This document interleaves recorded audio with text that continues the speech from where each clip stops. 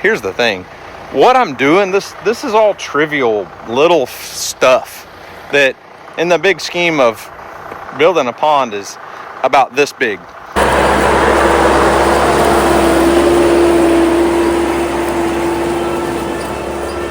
You know that old phrase that goes, I don't know if the juice is worth the squeeze? Well, I don't know if the juice is worth the squeeze.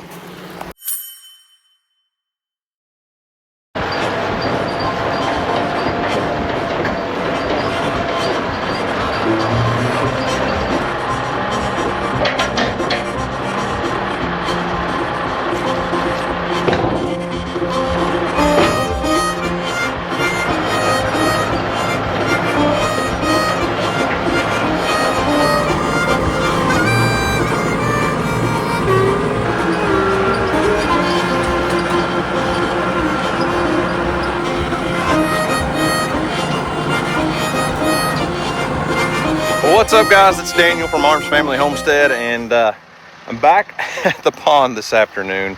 I'm going to try to haul some loads of dirt out of here.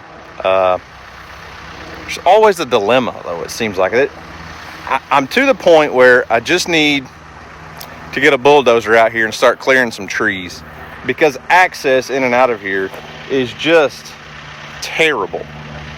So I've switched sides. I'm going to move over to the west side. All the work that I've been doing hauling out has been on the east side, but there's a ton of piles that need to be moved. This was sloppy muck a month ago. It's been a while, hasn't it?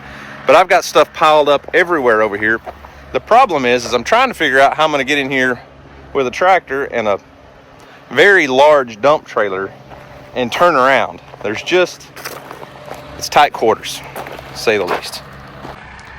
So I'm debating, trying to figure out, it's not level ground. I know it doesn't appear that on video, but there's quite a bit of slope to it here. But I'm debating on if I can bring the tractor in here. I may need to get the excavator and dig those stumps up and get them out of here.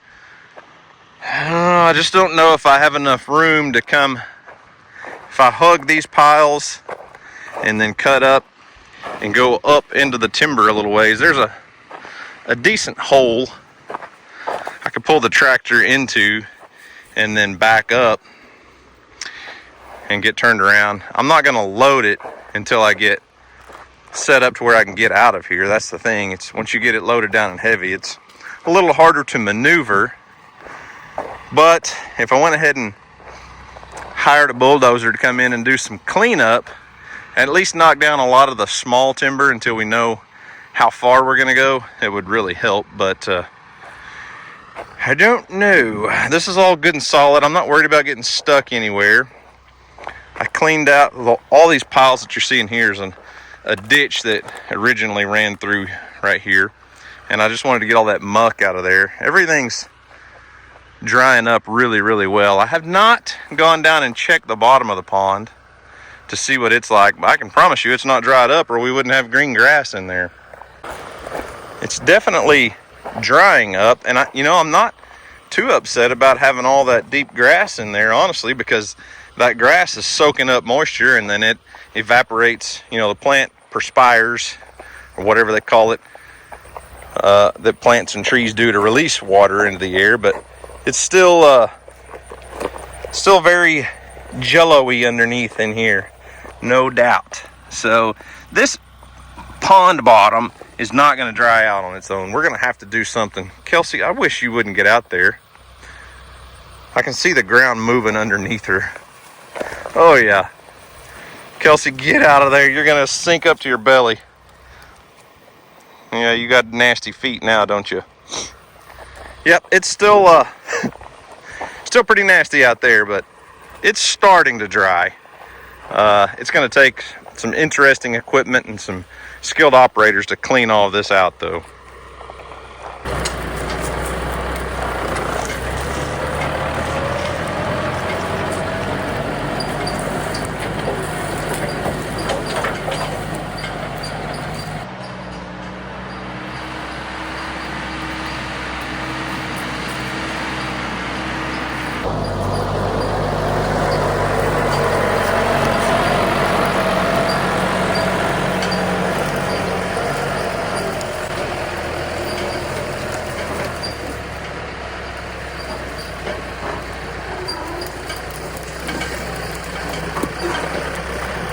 that's not the ticket. It worked, don't get me wrong.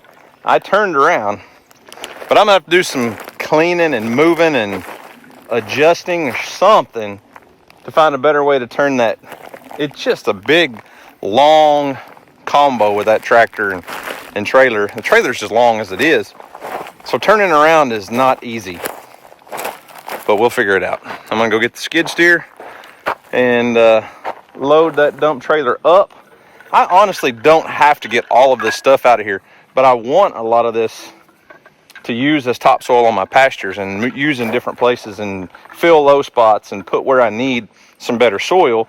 Some of it's got a lot of sticks and logs and stuff in it, but the stuff that was muck really can't be used for the pond dam. We know that, but it could be put on the back side of the pond dam and fill just as a filler. But some of this stuff, like that giant pile over there, could be used. A lot of it could be used for just fill dirt to add to the pond dam. I'm not going to move everything, but I do want to save a lot of this stuff to use on pastures and things because I think it'd be good.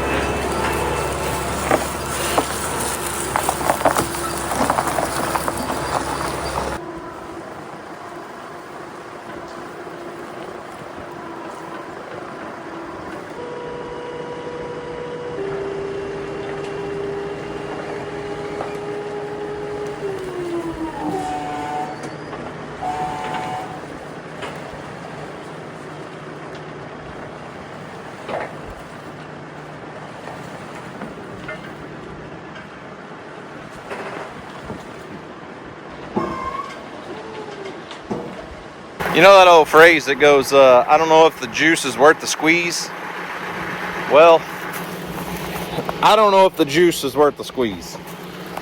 Because as of right now, that one side of the pond is difficult to access, to say the least. Getting in and out, even just the road going down and coming out, is a little sketchy. It's great for a side-by-side. It's great for just a tractor. A tractor pulling several tons of dirt is a little bit more sketchy. It's kind of narrow. And then once you get down into the pond, getting turned around in there, I don't know if it's worth it right now. I called a buddy of mine that's my good friend that has the bulldozer that's done a bunch of cleanup work for us in the past. And I said, how soon could you get out here with a bulldozer? And he was like, well, I don't know. We can get there in a week or two, maybe, something like that. Because I just can't get around the pond. There's no room to work right now. I could get in there with a chainsaw and cut some trees down, but then we're left with stumps that you got to come back and dig out anyways. So sometimes it's not a bad idea. It's just a bad time. I don't think getting this in and around down that west side of the pond is a good idea right now. Until we can do some clearing, make some better roads, and have a little bit better access. Because I can tell you one thing, the tractor does not enjoy pulling that heavy load up out of that hole. And that, you know, I pulled a load out the other side the other day with my pickup truck, and it was much easier, much smoother. It's just built for hauling like that, and I can't get my pickup truck down in there and get turned around. There's just no way right now, so I don't know what I'm going to do there.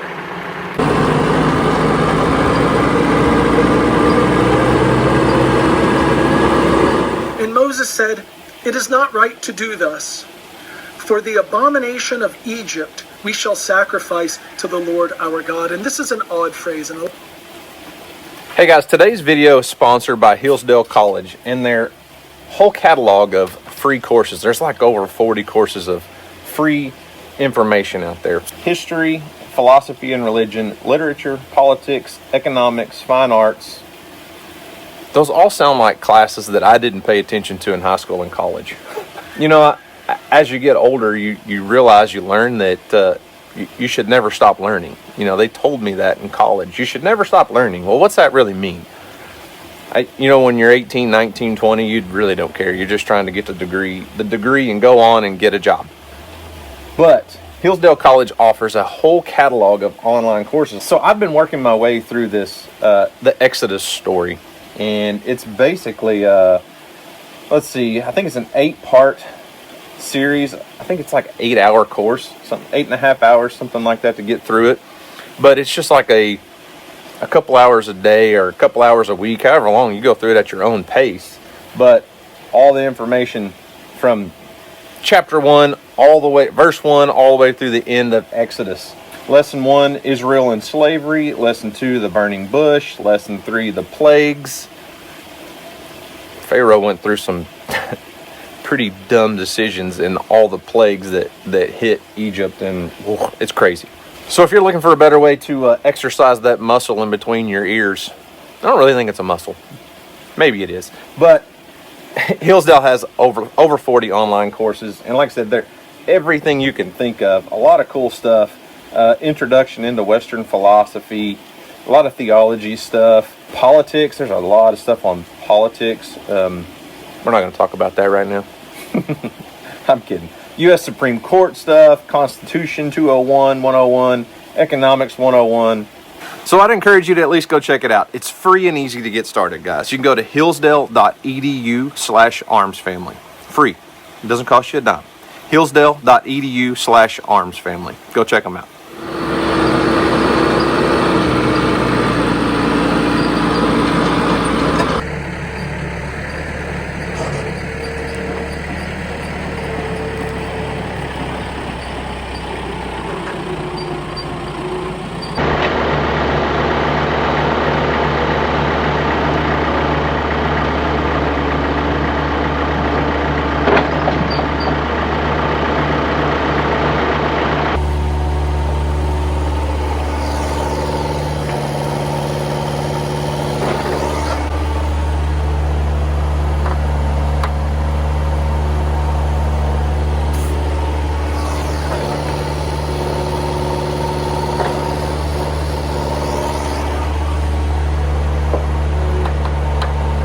You know, I think one thing that I hope that you guys get from this silly content, listen, I am not a heavy equipment operator.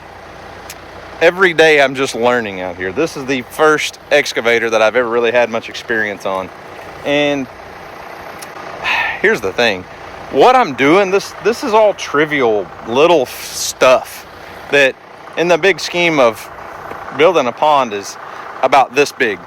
But what this is for me personally, what all of this is experience. I am not good on a machine like that. And I will say this, when I first got that Kato, I was really excited. I've rented a few Kubota excavators over the years, but I got to do a couple projects. I dug a hole to bury a goat, or was it a goat? Yeah, I think I buried a goat. Did a few little projects around the house, and then the Sulphur tornado hit, and that machine I think had 8 hours on it when I got it. When the Sulphur tornado hit, and I spent 2 weeks doing very intricate, detailed stuff around people's houses and things, I think the thing had like 20 hours on it. Had 8 when I got it. So I didn't have a lot of experience, honestly, at the controls. So this stuff, to me, I may seem like a big kid in a, you know, in a sandbox with his toys, but that's because that's what it is. Honestly, I love learning this stuff. I think it's important to continue learning every day, no matter what. And this stuff is exciting to me. And what's crazy is I see the comments on the videos about, you know, why don't you, you know, I've addressed this over and over, but I still get the comments. So, you know, I get comments like, why don't you show the animals? Why aren't you doing animal stuff? Why aren't you doing gardening stuff? Well, the honest truth is, I enjoy this more, and this is where the views are at. I posted a video a couple days ago. There was nothing but donkey stuff, talking about the donkeys and the dilemma I've got with the donkeys. That video was like 10 of 10. YouTube ranks videos, how they perform. The views are lower, the watch time's lower. For whatever reason, people want to see equipment stuff, and right now, more specifically, the pond. And I don't know how much more I can do here until I get some bigger equipment and some more experienced guys in here to help me out. I don't know. In other news, let's see if the tractor can pull that up out of here.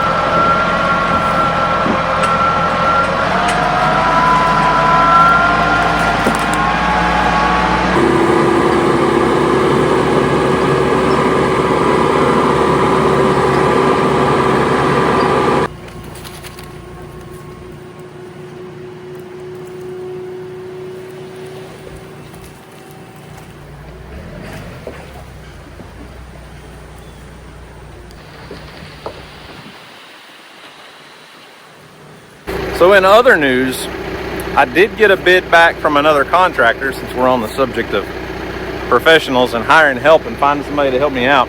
I did get a bid back from another pond contractor, one that I've been waiting on for a couple weeks. And the contractor, the company, I think is called Dream Ponds of Oklahoma. They've got a Facebook page and all kinds of stuff, and they specialize in large ponds, fishing ponds and things. And they've done a lot of big, like 10 plus acre ponds. I think at that point you might as well call it a lake. And they specialize in that. And I was really hoping that their bid would come in really reasonable. There's a lot of companies out there that can dig a hole in the ground, that have the bulldozers and the excavators and the off-road dump trucks and scrapers and all the things it takes. But just because somebody has the equipment to dig a hole doesn't mean they know how to build a pond. And the last thing I want to do is to build something that's going to have a leaky dam or bad problems for years to come, and then we have to drain it and redo it. So their bid actually came in very reasonable.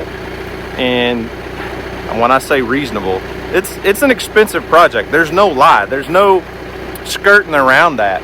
This pond is going to be a very expensive project, and that's why I don't mind letting sponsors help pay for this stuff. Letting sponsored videos come into play. Some folks like to grumble about sponsored videos and all that stuff, and I get it. I totally understand.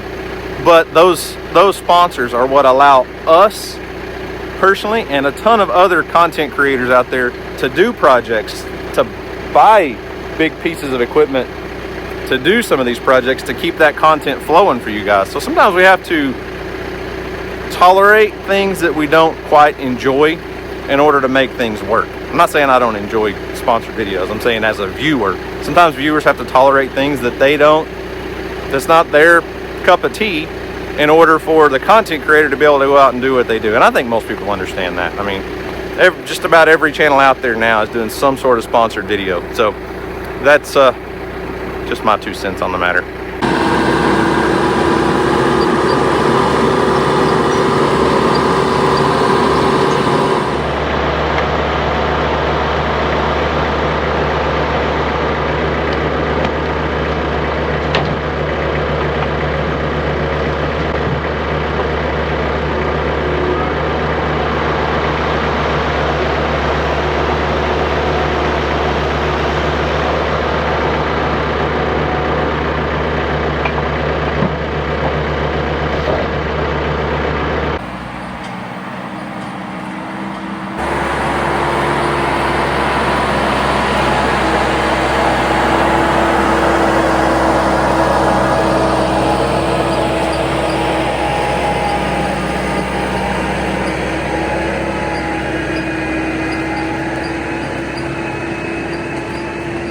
So that contractor that I was telling you about, the Dream Ponds of Oklahoma contractor, is probably who I'll end up hiring.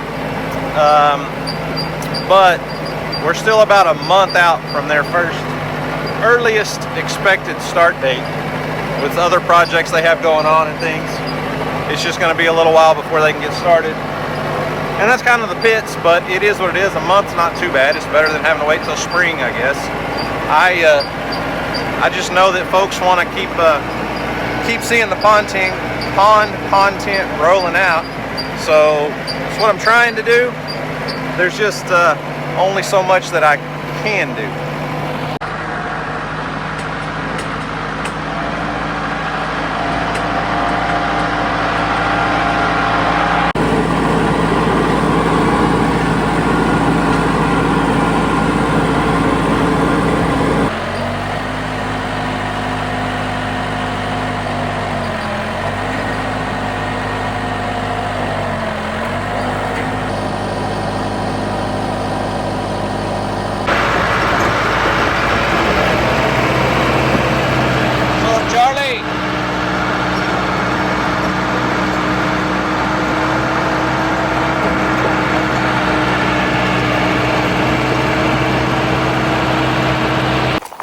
Alright, I had to bring the trailer back and put it on the charger. I think it was getting just a little bit slow to unload after several loads, but I actually think I'm on day 2 or 3 without charging the battery, so it was definitely due. But I've got a few other small projects I need to take care of, and I think Houston's wanting to go hunting this evening, so I don't know. It's been deer hunting's been slow, to say the least. Youth rifle season's coming up really soon. So, I don't know, maybe we'll get a good cold front. It is supposed to get colder, at least at night. Maybe that'll get the deer a little bit more active, and I don't know. It's not that we don't have deer to hunt. We've hunted several times, and we just can't seem to be in the right place at the right time. And every time I tell Houston, hey, we've got the wrong wind to hunt at a certain blind, we go somewhere else. Deer show up where we weren't, so it's part of it.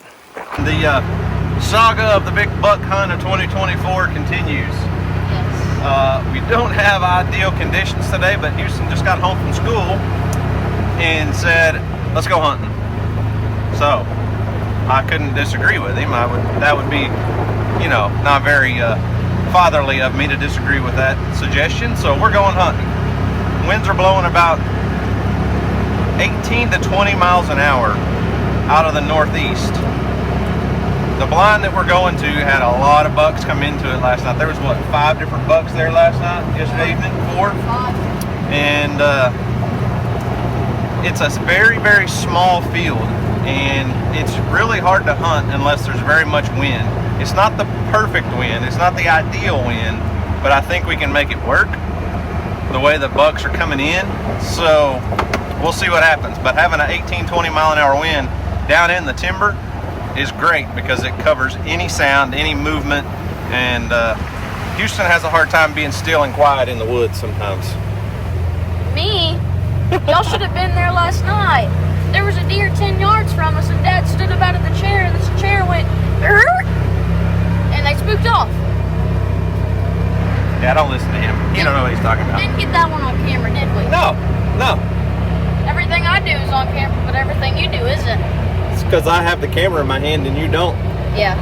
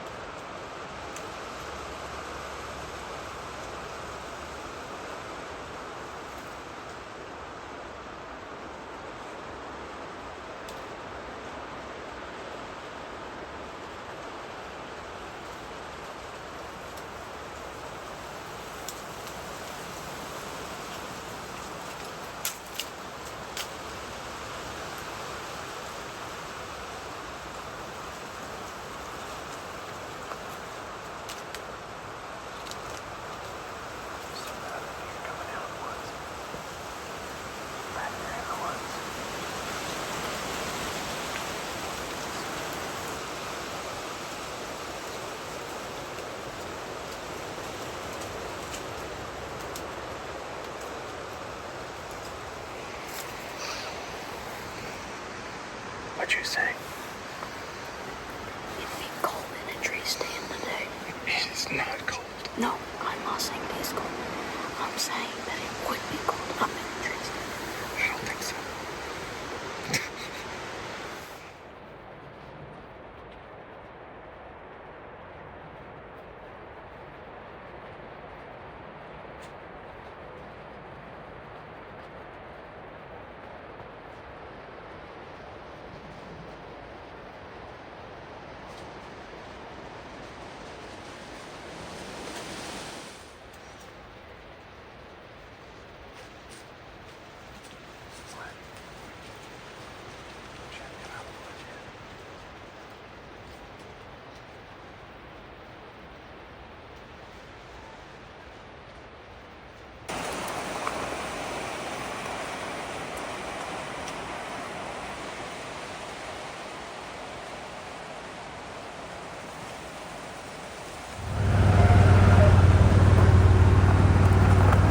Doing, kitty cat? You wanna head to the house and get you something to eat? Is that your spot? Got you a rock picked up? Alright. She thinks she's a mountain lion. See you later.